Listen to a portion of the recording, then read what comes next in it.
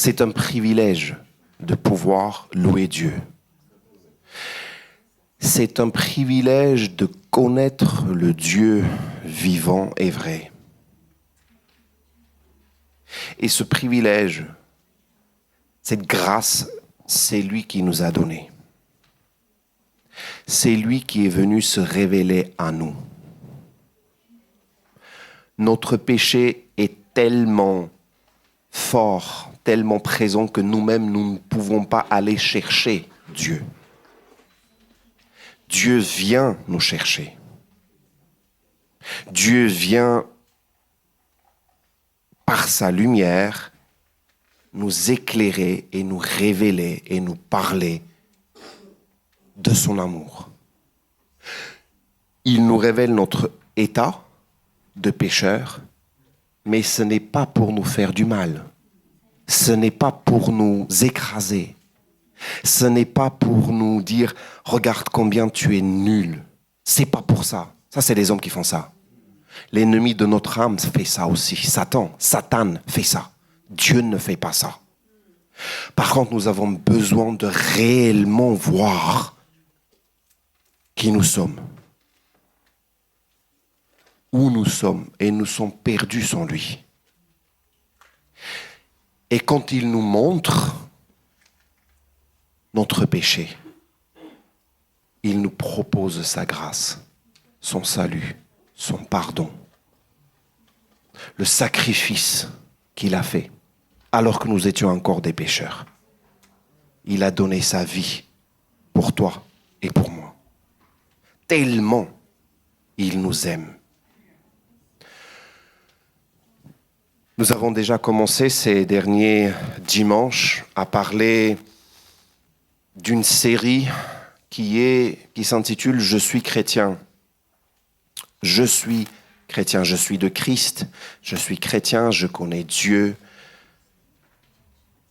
C'est une série qui englobe plusieurs messages et nous avons déjà parlé de la maturité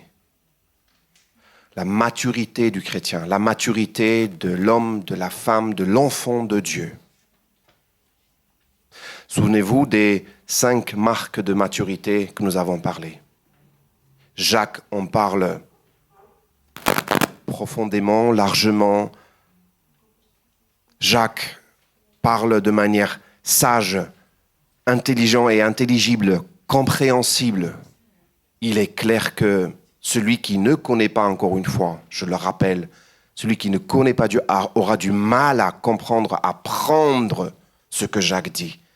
Mais celui qui a eu la révélation de Dieu, l'amour de Dieu, prend ce que Jacques dit. Nous avons vu les 5 marques de la maturité. C'est quoi la maturité?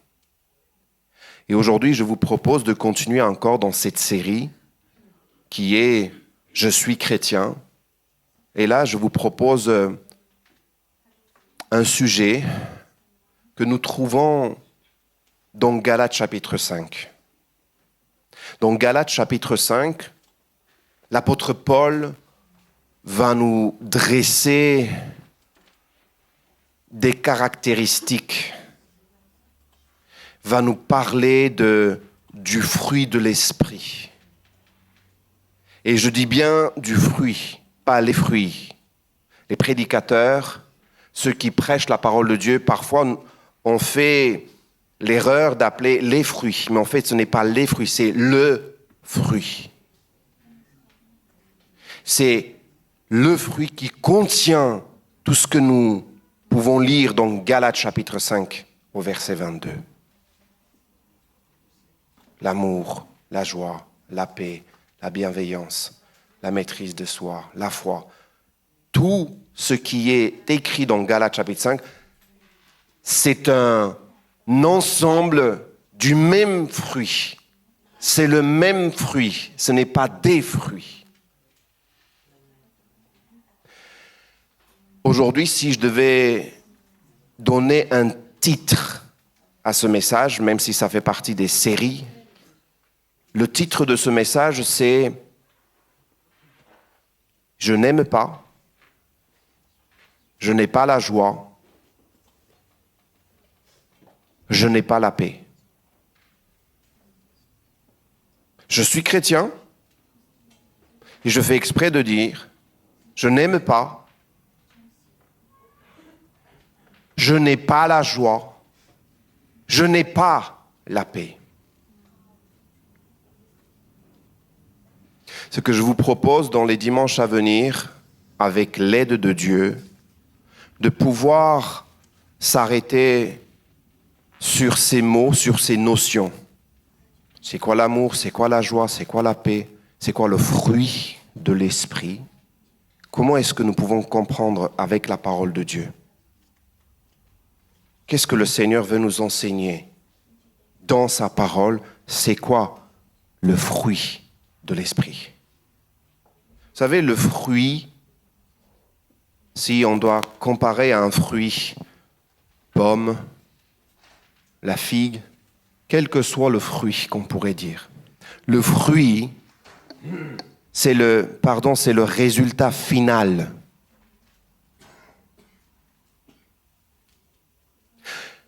Il y a un début, il y a un commencement. Le fruit doit forcément parler de sa source. Le fruit, quand tu manges une pomme, tu ne penses pas au raisin. Tu ne peux pas penser au raisin. Si tu manges une pomme, tu ne peux pas penser... Vous me suivez?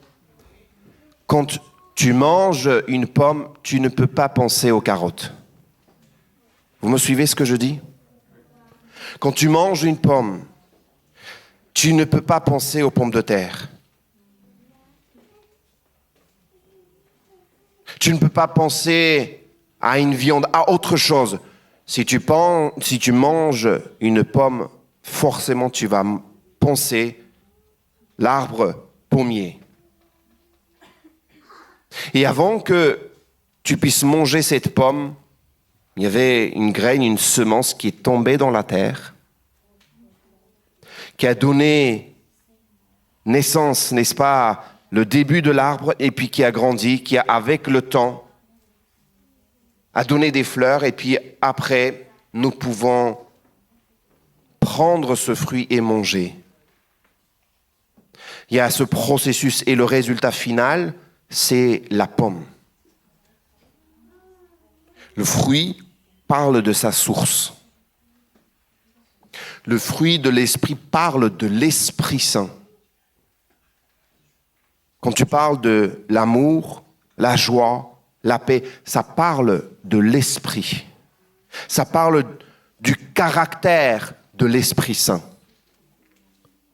Ça parle de quelle est sa personne, quelles sont les pensées qui habitent cette personne. Quand on parle de la paix, de la foi, de la joie, ça parle de cette personne qui est habitée par tout cela. Ce matin, si vraiment, avant que j'aille sur mes 3 points, j'aimerais vraiment attirer votre attention sur ces notions, encore une fois. Le fruit parle de sa source, et c'est un fruit, un seul fruit qui contient toute cette notion, toutes ces caractéristiques qui sont dedans. Ce n'est pas les fruits. Nous ne pouvons pas dissocier. Je reviendrai plusieurs fois sur cette notion-là. Donc,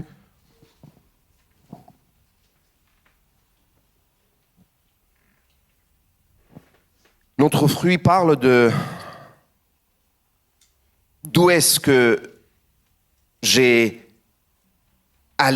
suis allé chercher ce que je vis, ce que je dis, ce que je pense. Ça vient de quelque part. Il y a une source que je vais puiser. Jésus dira cette parole dans Matthieu chapitre 12. Il dira, « L'homme bon tire des bonnes choses de son bon trésor. L'homme méchant tire de mauvaises choses de son mauvais trésor. » savez, Jésus est en train de dire, juste avant, il dit de l'arbre, il parle encore de l'arbre au verset 33, l'arbre est bon, son fruit est bon. L'arbre est mauvais, son fruit est mauvais. On connaît l'arbre par le fruit. Et là, il va faire une reproche aux hommes qui sont en train de lui dire « Comment tu fais ça? C'est pas de Dieu, ça vient pas de Dieu, c'est ça. » Il dit « Mais, race de vipères, comment pourriez-vous dire de bonnes choses, méchants que vous êtes? C'est de l'abondance du cœur que la bouche parle. »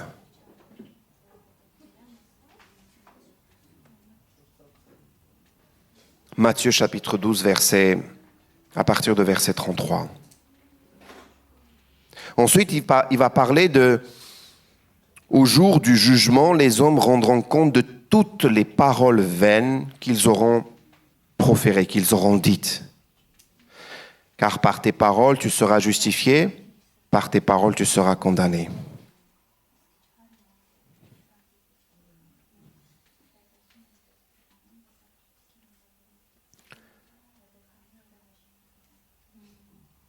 Seigneur notre Dieu, je prie vraiment, avant d'aller plus loin, que tu puisses nous aider à entendre, écouter ta parole. Seigneur notre Dieu, nous ne voulons pas entendre autre chose que ta parole. Aide-nous, je t'en supplie, à être conduit par ton Esprit Saint et par ta parole, bien discerner ce qui vient de toi. Et s'il y a des choses qui ne viennent pas de toi, Seigneur, donne-nous la sagesse de mettre de côté. Nous voulons apprendre de toi. Au nom de Jésus. Amen.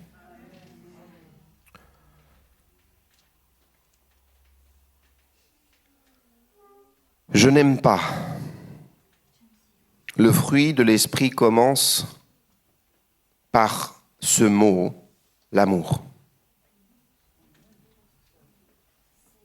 L'amour.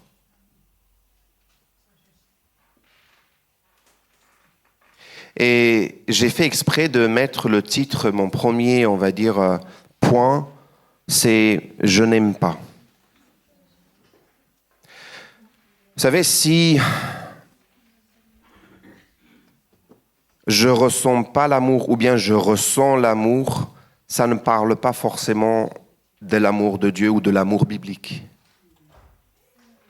Parce que l'amour que le monde nous apprend, c'est un amour émotionnel, c'est un amour qui est basé sur des émotions, sur des ressentis. À plusieurs reprises dans la parole de Dieu, nous voyons que Dieu nous dit des choses qui sont incohérentes, qui sont difficiles à comprendre, voire même accepter. Il dit par exemple, aimez vos ennemis.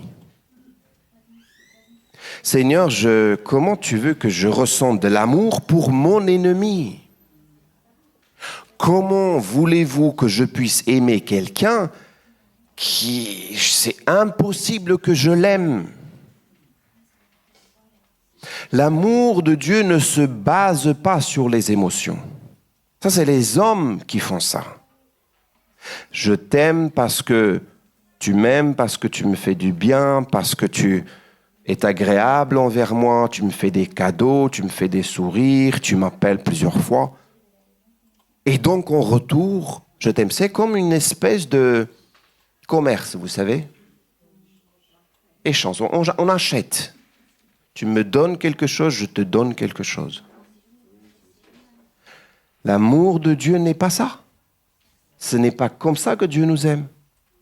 Et ce n'est pas comme ça que Dieu veut que nous aimions, parce que si nous disons encore une fois que nous sommes chrétiens et que nous avons l'Esprit de Dieu en nous et que le fruit de l'Esprit est en nous, nous ne pouvons pas continuer à dire « je ne l'aime pas ».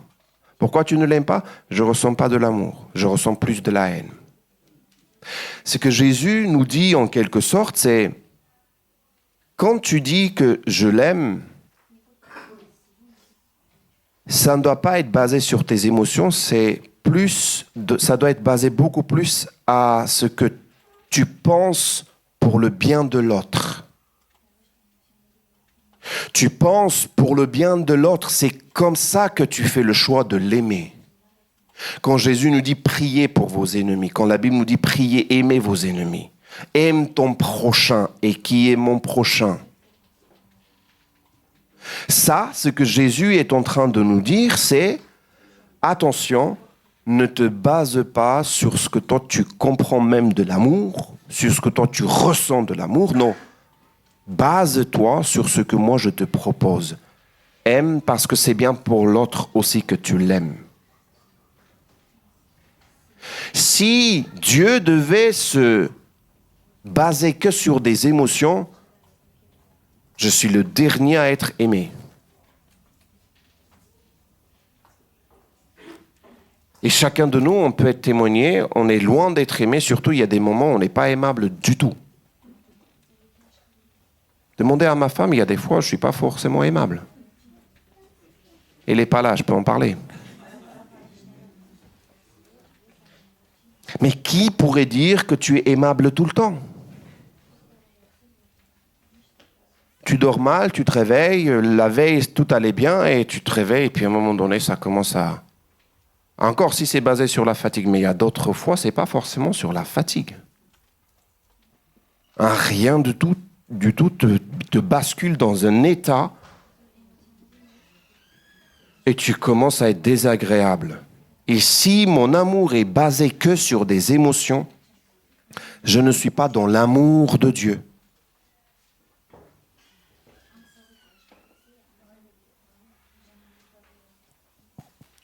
Si je ne peux pas penser à l'autre, à mon prochain, pour prier, pour pardonner, pour penser à lui, vraiment, ce n'est pas l'amour qui vient de Dieu. Si je ne base que sur mes émotions. Véritablement, l'amour, c'est un moteur. Il y a d'autres moteurs dans la vie, j'ai eu l'occasion d'en parler sur ce sujet. L'amour, c'est un moteur qui est infatigable. Prenons l'exemple d'une maman qui est prête à ne pas dormir, passer des nuits pour son enfant, donner sa vie pour son enfant, faire tout pour son enfant, dépasser ses limites pour son enfant. L'amour peut faire des choses incroyables. Moi, j'ai vu ma femme à ne pas dormir des nuits, alors que je sais qu'elle a besoin, son corps a besoin de dormir. Moi, on dirait que parfois que les hommes sont plus capables physiquement, mais des fois, je lui dis, je ne suis pas capable. Je ne serai jamais capable de faire ce que tu fais. L'amour. C'est aussi l'amour qui a poussé Dieu de donner son Fils pour nous. Maintenant, il y a d'autres moteurs dans la vie. Il y a des personnes qui sont poussées par autre chose.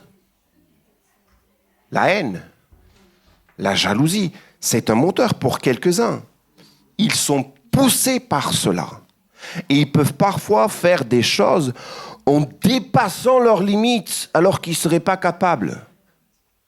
Quelqu'un qui serait capable de étudier, passer des diplômes, faire des choses incroyables par la jalousie parce que l'autre a mieux que lui. Je vais acheter une plus grande maison, une plus grande voiture. Mes revenus vont être plus. Jalousie. Ce n'est pas « j'ai compris que je peux le faire ». Non. Par jalousie. Ou la haine peut pousser quelqu'un à faire des ravages. Donc, par quoi nous sommes poussés? C'est la question. L'amour est un vecteur, est un moteur qui peut pousser, qui peut faire des choses incroyables, incompréhensibles. Et je vous dis ce matin encore une fois, ce que Dieu a fait pour l'homme est incompréhensible. Jamais vous ne comprendrez c'est quoi. Jamais. Nous pouvons juste bénéficier de cet amour, mais jamais on comprendra comment est-ce que Dieu est devenu homme semblable à moi pour me donner l'occasion de devenir semblable à lui. Jamais. On est juste, on a le privilège de vivre ça.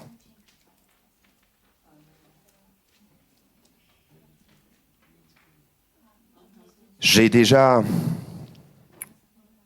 dit ce passage dans Romains chapitre 5, verset 8. Dieu prouve son amour envers nous en ce que lorsque nous étions encore des pécheurs, Christ est mort pour nous. Aimer, c'est pas ressentir, je l'ai noté, c'est choisir. Aimer, ce n'est pas faire semblant. Et aimer son ennemi, encore une fois, ce n'est pas faire semblant. Vous savez, certains pourraient dire, en fait, je l'aime pas. Pourquoi je dois montrer que je l'aime? Ou pourquoi je dois me forcer l'aimer? Parfois, quelques-uns pourraient dire même aussi, c'est de l'hypocrisie. Mais regardez bien. Faisons attention dans quel camp nous nous situons, dans quel camp nous nous basculons. Écoutez les arguments que le monde donne et que celui qui ne connaît pas Christ donne concernant l'amour, concernant la joie, la paix. Je vais revenir aussi sur les autres notions. Sur l'amour, certains vont dire, non mais pourquoi l'aimer? Attends, il ne m'aime pas, je ne vais pas l'aimer. Pourquoi je dois montrer que je l'aime ou pourquoi je dois continuer à l'aimer? Mais c'est parce que c'est le fruit de l'esprit. Ce n'est pas toi, ce n'est pas moi. Je vous dis honnêtement, moi personnellement, Emmanuel, j'aurais du mal à aimer beaucoup de personnes. Est-ce que je suis obligé? Je fais le choix de l'aimer. J'obéis à la parole et j'apprends. J'arrive pas toujours. J'ai encore beaucoup à apprendre, à aimer. Vous êtes avec moi? Je pense que vous êtes pareil que moi, sinon, apprenez-moi. Comment tu aimes? Ce n'est pas de l'hypocrisie. Quand Dieu nous demande d'aimer son ennemi, quand Dieu nous demande d'aimer son frère, son prochain, sa sœur, alors que tu sais que cette sœur, ce frère te parle derrière toi, tu le sais très bien. Tu sais très bien que tu es critiqué. Devant toi, il y a le sourire, et derrière, Kalachnikov. Toutes sortes de bombes. Si l'occasion se présente, on pourrait même te glisser un petit peu, faire glisser, tu tombes et oublier. Tu avais un bouton qui était capable de appuyer, il n'est plus là, tu le fais. Dans ton cœur, tu y penses régulièrement. Comment est-ce que je continue à aimer cette sœur et ce frère? Comment je peux faire ça? Comment est-ce que Dieu continue à t'aimer, à m'aimer, alors que la plupart du temps, je suis en dehors? Je suis à côté. Je ne suis pas dans sa volonté. Et écoutez bien, c'est pas que je ne comprends pas c'est quoi sa volonté. Je comprends très bien, mais je fais exprès de ne pas être dans sa volonté. Comment lui continue à m'aimer? C'est ça la question. À mon avis, il fait le choix de m'aimer. Et à mon avis, il est amour. Il ne peut pas faire autrement que d'aimer. Parce que le fruit de l'esprit, c'est l'amour. Si j'ai ce point de vue, si j'arrive à commencer à marcher comme ça en le laissant me remplir de cette source, et la source, c'est lui, je peux commencer à aimer comme ça, en choisissant, en se basant sur lui, sur ce qu'il me dit, et pas sur mes émotions. Je continue maintenant sur la joie. Je n'ai pas la joie. Je l'ai mis aussi, la joie de Dieu, c'est pas une émotion, c'est pas... Oui, on pourrait dire bien sûr que c'est une émotion, mais comprenez bien, c'est quoi que je suis en train de dire ce matin? Qu'est-ce que je suis en train de dire? Je suis en train de dire que la joie de Dieu fait partie du fruit de l'esprit. C'est pas je ressens de la joie, c'est pas pareil ça. La joie de Dieu est même présente quand tu es dans l'épreuve. La joie du Seigneur est ma force. Néhémie 8, 10 nous dit, et je me rappelle, mon pasteur m'avait demandé comment on dit ça en arménien.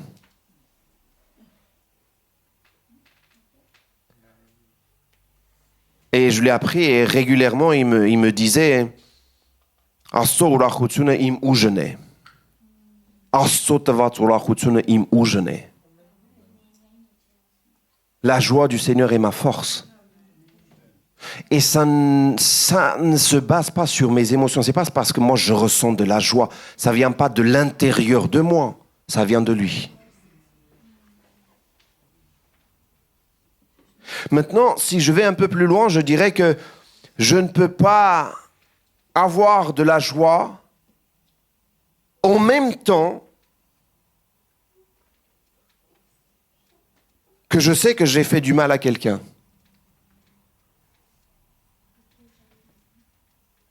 Je ne peux pas ressentir de l'amour, je ne peux pas ressentir de la joie si en même temps j'ai fait ou je continue à faire du mal à quelqu'un. Il y a un problème. Vous savez pourquoi? Parce que le fruit de l'esprit n'est pas dissocié, n'est pas déconnecté, n'est pas séparé. Tu ne peux pas avoir de la joie et en même temps continuer à critiquer, continuer à faire du mal à quelqu'un. Tu sais que tu as fait du mal à quelqu'un. Tu sais que l'autre pleure même à cause de toi. Et toi, tu es « J'ai la joie du Seigneur, alléluia ». Ça n'existe pas, les amis. Je veux dire, comment ça pourrait exister?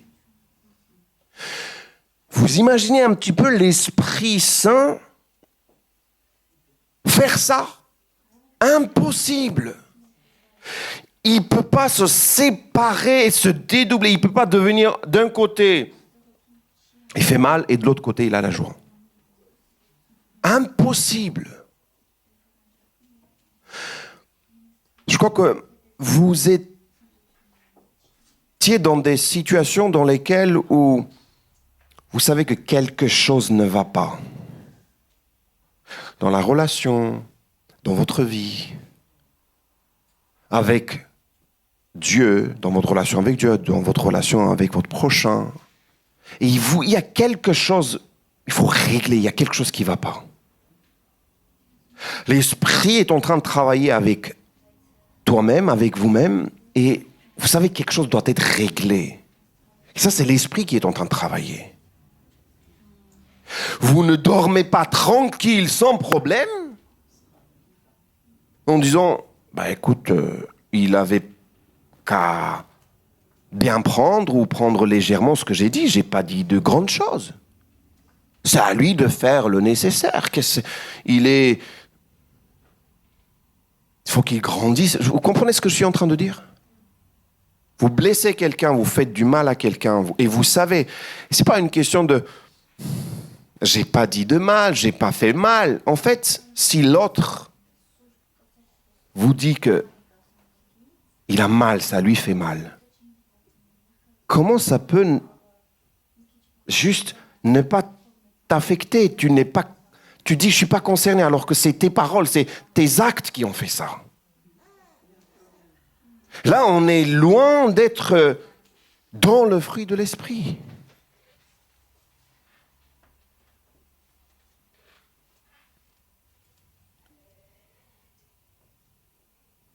Ensuite, je dirais que la joie, sans motivation, on pourrait se dire, là, il y a un problème. Il faut appeler peut-être l'hôpital. Parce qu'il y a un truc à régler. La joie sans une motivation. Et vous allez voir pourquoi je vous dis ça. Quand tu vois quelqu'un qui a la joie, tu lui dis pourquoi est-ce que tu as la joie. Et véritablement, la joie a une motivation. En tout cas, notre joie en nous a une motivation réelle, grande, nette, précise. Notre joie se base sur le fait que moi, pécheur, je suis sauvé. Ça vous fait rien, ça?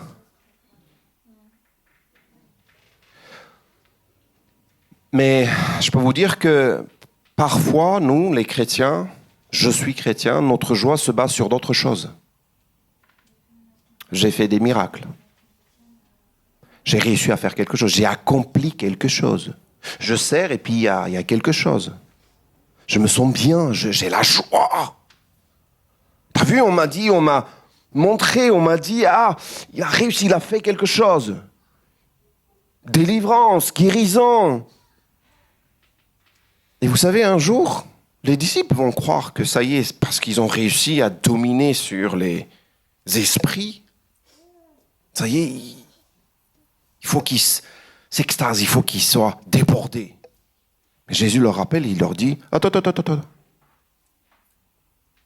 Réjouissez-vous parce que vos noms sont inscrits dans le livre de vie. C'est sur ça que vous devez baser votre motivation doit être ça. Autre chose, c'est rien d'autre. Notre joie vient du fait que nous sommes pécheurs, voués à une mort éternelle, mais quelqu'un est venu me sauver, arrêter le saignement. Il m'a sauvé par son sang.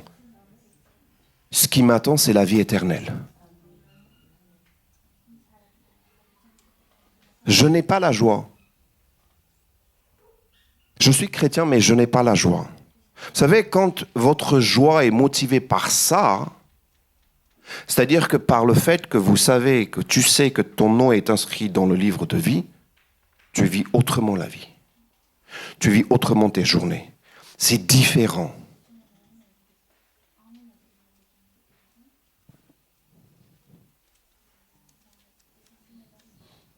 Je suis pardonné et sauvé.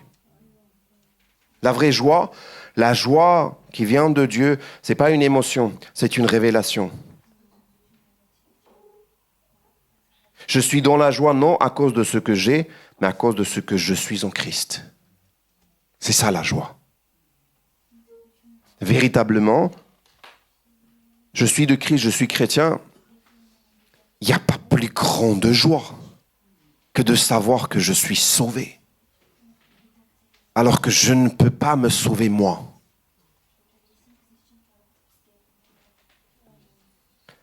Troisième point, je termine avec la paix. Est-ce que c'est possible d'avoir l'amour, la joie et de ne pas avoir la paix? Je répète encore une fois, l'esprit n'est pas divisé. C'est le même fruit. On ne peut pas prendre le même fruit et le dissocier avec les autres éléments, avec les autres dimensions de ce même fruit. Je ne peux pas, encore une fois, aimer quelqu'un mais ne pas avoir la paix. Je ne peux pas avoir la joie mais ne pas avoir la paix. J'ai tout. J'ai le package. J'ai le panier, j'ai le fruit entier. Encore une fois, j'apprends. J'ai besoin d'apprendre, j'ai besoin de grandir. C'est pour ça que Christ dit « Je suis le chemin ». J'aime beaucoup cette dimension. J'aime beaucoup cette notion de chemin. Je chemine avec lui, je suis d'accord. Chacun a son rythme. On prend notre temps.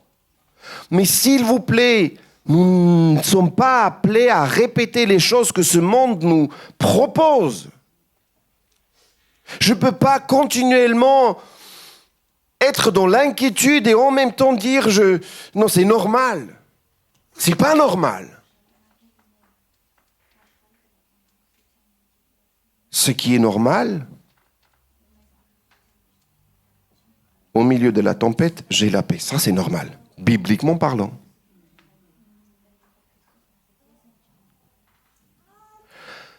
Imaginez-vous un instant Étienne qui est en train de lapider tranquille. Il a la joie, il les aime, Seigneur, bénis-les, pardonne-les, ils ne savent pas ce qu'ils font. Tranquille, allez-y. C'est pas des bisous qu'on lui fait, hein. On est en train de le lapider. Nous, on nous dit quelques mots mauvais, on est dévasté. Attends, t'as vu ce qu'il a dit, t'as vu ce qu'il a fait, t'as entendu? On est fini.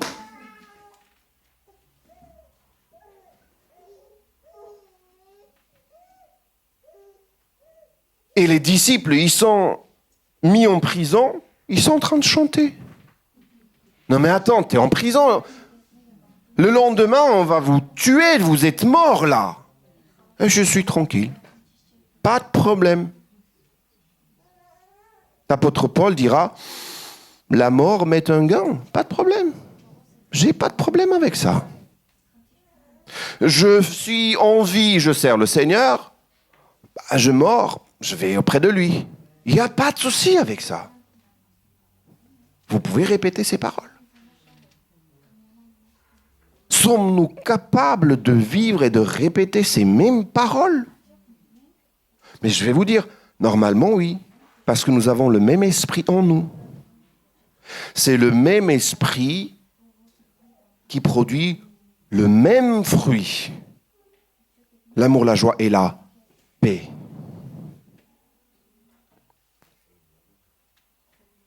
Je vous laisse ma paix, je vous donne ma paix. Je ne vous le donne pas comme le monde la donne. Les paroles de Jésus. Oui, la paix de Dieu est incompréhensible. Pour le monde, bien sûr, mais elle est bien réelle. Et parfois, alors je fais exprès de dire parfois, c'est un indicateur de la présence de Dieu. Parfois, je dis bien. Vous savez, pendant longtemps de ma vie, je disais que si je ressens de la paix pour tel projet, c'est que Dieu est dans l'affaire. Mais j'ai pu voir que il y a des moments où on n'est pas forcément tranquille, mais ça ne veut pas dire que Dieu n'est pas dans l'affaire. Il y a des moments où notre chair aussi réagit. Nous ne voulons pas, nous ne sommes pas confortables, mais Dieu est vraiment dans l'affaire. Nous ne voulons pas aller dans cette direction, mais c'est Dieu qui nous envoie. C'est pour ça que pour moi, je crois qu'on arrive à un point où on arrive à grandir et puis avoir une conviction forte. Je ne sais pas comment vous êtes. Moi, quand il y a des projets, quand il y a des situations, quand il y a des décisions à prendre, je demande énormément de confirmation. Seigneur, confirme-moi. 1 fois. Seigneur, confirme-moi. 2 fois. Seigneur, confirme-moi encore. 3 fois. Parfois, je suis pas bien. Seigneur, confirme-moi encore. 4 fois. Savez-vous combien de fois le Seigneur a confirmé mon appel, mais je disais, c'est pas pour moi. Des années sont passées. 10 années et un jour, un matin, une sœur parle. Elle dit mot pour mot. Hein. Tu as demandé tellement de confirmation, je te dis ce matin, c'est pour toi. Demande encore une confirmation, c'est pour toi que je te parle. Tu dois rentrer dans le ministère. Je l'ai écouté. Malgré cela, j'ai dû attendre encore 1 an ou 2. Vous voyez comment nous sommes?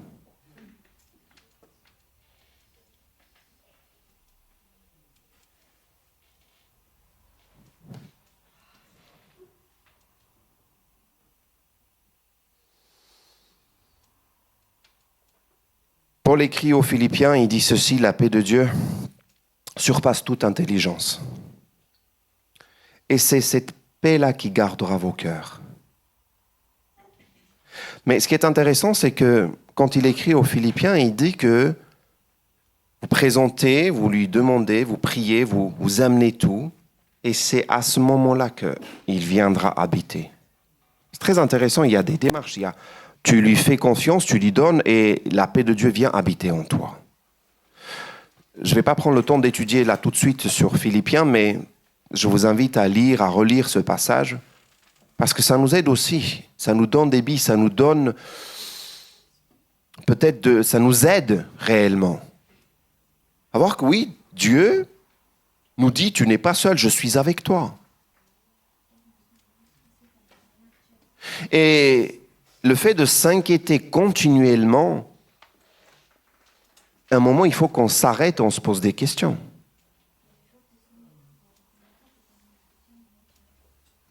Est-ce que l'esprit est en train de travailler? Est-ce que je laisse l'esprit travailler mon cœur? C'est ça la question qu'on doit se poser.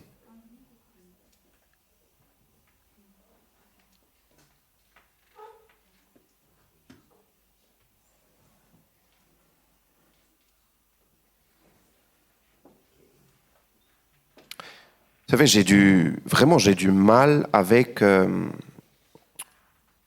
des personnes qui, encore une fois, je ne suis pas en train de dire non, c'est pas chrétien, c'est pas ça que je suis en train de dire, mais j'ai encore du mal.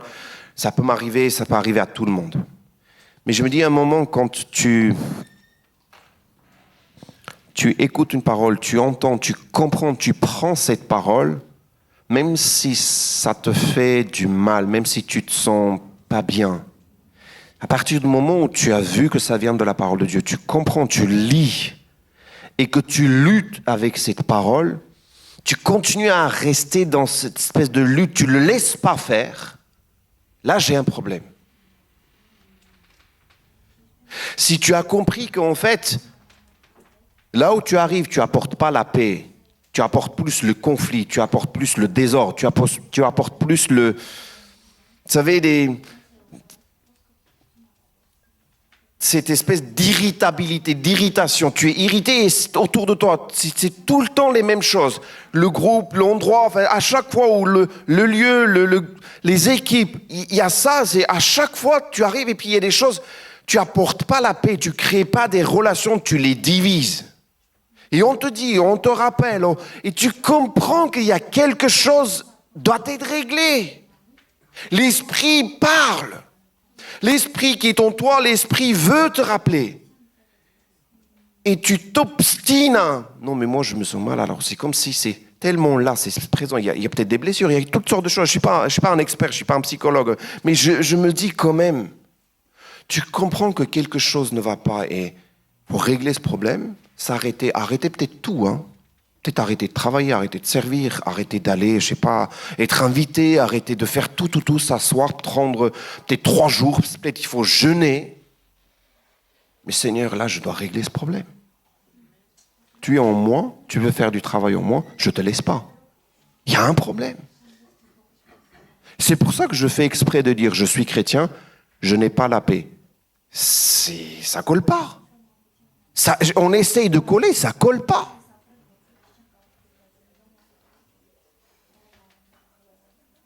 Tu dis non, mais moi, j'ai l'amour, j'ai la joie, j'arrive même à me maîtriser, mais je n'ai pas la paix. Ça n'existe pas, les amis. Comprenez ce que je veux dire? Tu peux être fort à maîtriser ta langue, tes pensées, tes actions, mais tu n'as pas la paix. Le même esprit est en toi, mais la paix, tu as un problème. Tu as dit, ok, le fruit est là, je coupe là. Ce côté-là, c'est pas pour moi. D'où est-ce que tu arrives à couper le fruit de l'esprit?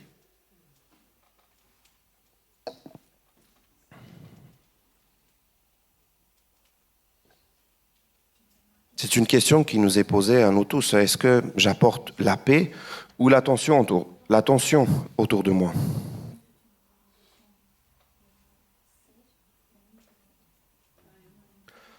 Et si peut-être aujourd'hui j'ai perdu la paix, c'est peut-être le moment que je comprenne que je me suis éloigné de la source de la paix. La source. Le fruit parle de la source. Le fruit que j'ai, c'est de la source que ça parle. J'ai pas la paix, donc il y a quelque chose qui s'est passé. J'ai arrêté de recevoir, d'être rempli de la source. La source ne me communique pas. Non, la source me communique, moi je rejette. C'est plutôt ça. Je suis je lutte, je veux pas. Je reçois pas. Alors que la source veut me donner. J'arrive à ma conclusion et je crois que nous sommes tous appelés à prendre une décision, à un choix. Véritablement, on comprend avec la parole de Dieu que le choix est tellement important. S'il y a quelque chose qui appartient à l'homme, rien ne t'appartient. Ce matin, ça a été encore rappelé. Rien ne nous appartient, mais je crois que Dieu nous a donné quand même quelque chose qui nous appartient et c'est notre choix. Tu as le droit de choisir. Et ce matin encore, j'ai le choix. Tu as le choix. Tu entends un message, tu as le choix. Maintenant même, tu as le choix d'accepter de prendre ce qui vient de Dieu. Ou bien dire non, c'est bien, mon état me convient, je suis bien. Je reste là où je suis. Ou bien tu as le choix de dire, ok, je pourrais peut-être commencer à me poser des questions. Je pourrais peut-être moi-même aller chercher, aller lire. Parce que ce que Dieu dit là, sur le fruit de l'esprit, ça me concerne, je suis chrétien. Je suis de Christ. Jésus, c'est lui que nous sommes appelés à ressembler. Ce n'est pas une autre personne, ce n'est pas moi que je suis appelé à ressembler. Vous comprenez? C'est Jésus. Oui, mais il est saint, c'est impossible. Vous savez qui dit ça? C'est celui qui ne connaît pas Christ. Impossible à être Christ. Attends. Tu es appelé à lui ressembler. Tu es appelé à lui ressembler. Arrête de dire impossible et tout. Non, arrête de dire ça. Ça, vous savez ce qu'il dit? Celui qui dit impossible d'être parfait, impossible de faire bien, impossible d'aimer, impossible. Vous savez ce qui dit ça? C'est celui et celle qui ne veut pas faire du bien, qui ne veut pas obéir, qui se révolte, qui s'obstine dans l'état, et voire même se justifie ses pensées, ses actes et ses paroles. Parce qu'à partir du moment où tu dis impossible d'être comme ça, tu te justifies. Mais je vais vous dire, l'impossible n'est pas pour Dieu. Et tu es en train de dire, tu es de Dieu. Dieu est en toi. Pour toi est impossible, pour lui non.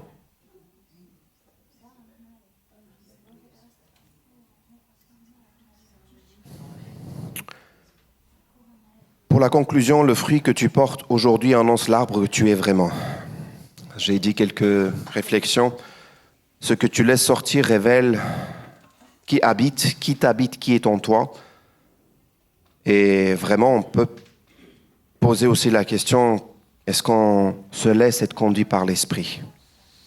Quelques questions encore. Quel fruit sors-tu dans ta vie? Quel est le fruit que je sors dans ma vie? C'est quoi?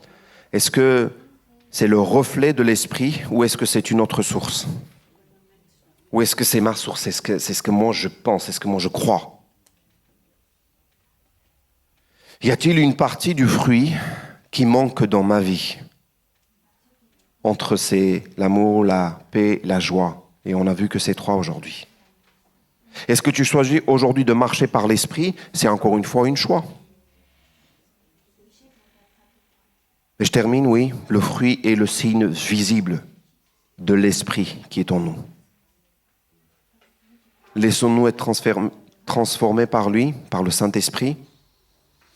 Demandons-lui qui nous aide à produire, qui nous aide à avoir son fruit à lui. Et prenons une décision ferme. Aimer, garder la joie et vivre la paix. Et propager la paix avec l'aide du Saint-Esprit. Je vous propose de prier. Seigneur notre Dieu, nous bénissons ton nom. Seigneur notre Dieu, nous réalisons que nous sommes loin. Nous réalisons, Seigneur, aussi la grâce, le privilège que nous avons.